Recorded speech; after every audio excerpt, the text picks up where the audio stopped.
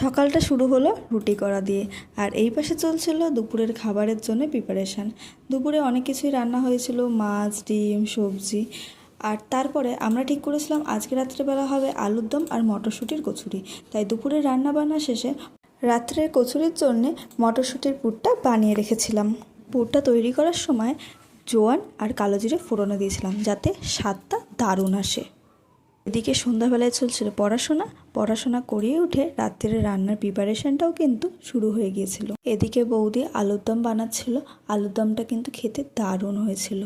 আলুর দমটা তৈরি হতে হতে আমি আরেকদিকে কচুরি তৈরি করার জন্যে পুরগুলো ভরতে শুরু করে দিয়েছিলাম। এই শীতের রাত্রে গরম গরম আলুর দম আর ফুলকো ফুলকো মটরশুঁটির কচুরি তোমাদের কার কার প্রিয় জানাতে ভুলো না। আর এদিকে রান্না বান্না হচ্ছিল, আর আমাদের আর্যবাবু দেখতে চলে এসেছিলো আমরা রান্নাঘরে কি করছিলাম। তারপর রান্না প্রায় শেষের মুহূর্তে তখন